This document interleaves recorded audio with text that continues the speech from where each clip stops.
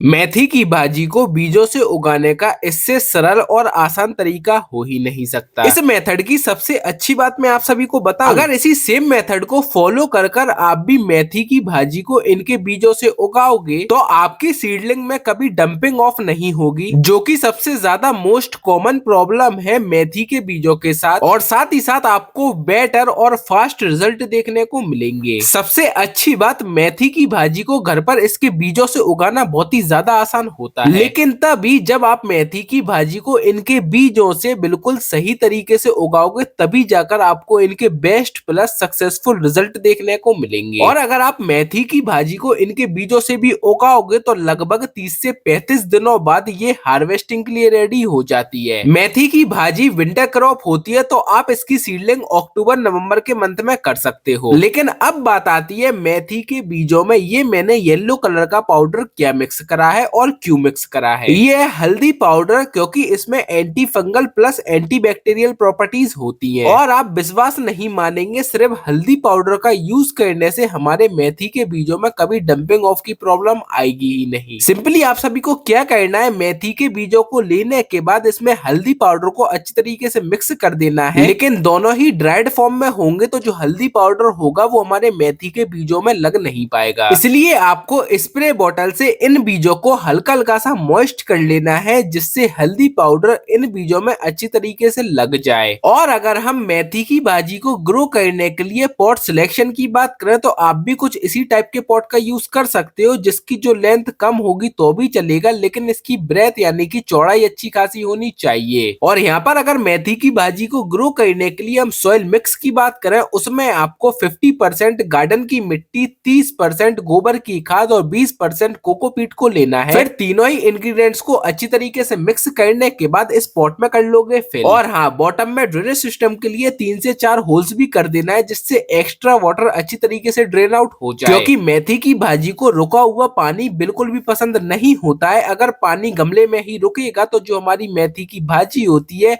इनमें फंगस लग जाएगा और ये धीरे धीरे कर कर पूरी खराब हो जाएंगी, यानी कि गल जाएंगी। इनकी सीडलिंग करने के बाद इस पॉट को आपको ऐसी लोकेशन पर प्लेस कर देना है जहां ऐसे दिन भर डायरेक्ट सनलाइट की रोशनी मिल सके, क्योंकि विंटर सीजन की दिन भर की डायरेक्ट सनलाइट की रोशनी इन पौधों के लिए बेनिफिशियल होती है। उसी में ही आपको इन पौधों की ग्रोथ बेस्ट देखने को मिलेगी। साथ ही साथ इनके पौधों की आपको डेली बेसिस पर वाटरिंग का रखना है ध्यान। बस एक बात का याद रखना है, ओवर वाटरिंग नहीं होनी चाहिए। और फिर लगभग 35 से 40 दिनों के अंदर ही जो हमारी मेथी की भाजी होती है ये हार्वेस्टिंग के लिए रेडी हो जाती है। बाकी हमारी इस वीडियो को लाइक करना ना भूलें।